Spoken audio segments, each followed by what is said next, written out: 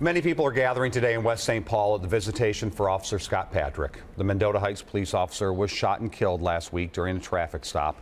He leaves behind a wife and 2 daughters. Bill Hudson joins us now from St. Stephen's Lutheran Church in West St. Paul. Bill?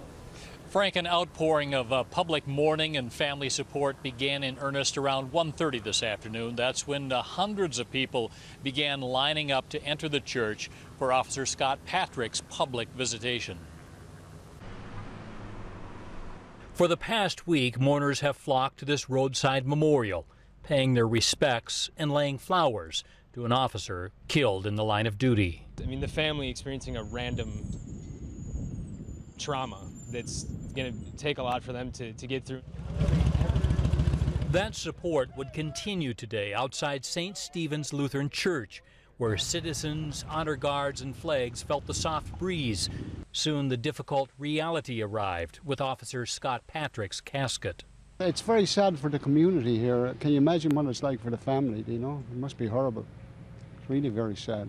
As visitation mourners filed into the church to pay their respects, members of the Patriot Guard lined the streets and sidewalks with American flags. We're here just to show that this person, Scott Patrick, gave his life protecting our freedoms. The dark and grief-filled days since Patrick's killing have been softened by so much support.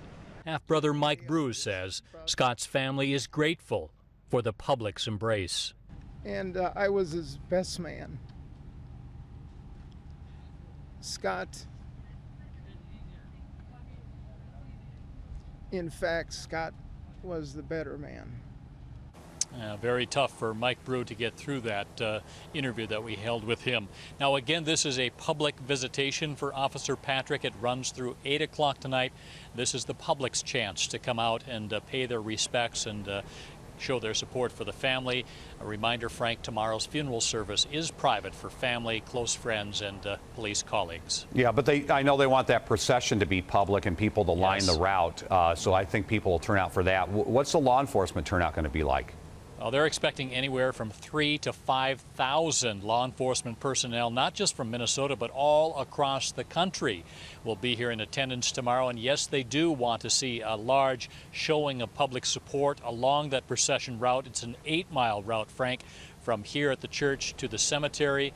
And it's going to be quite a sight with that number of squad cars with their lights flashing. Yeah, that's quite an honor. Bill, live in West St. Paul, thank you. You can help Officer Patrick's family by making a donation to any Affinity Plus Federal Credit Union. We've put all that information at WCCO.com/links. And do stay with WCCO 4 News and WCCO.com as Officer Patrick is remembered tomorrow at his funeral. And you can see the procession that will wind through the community.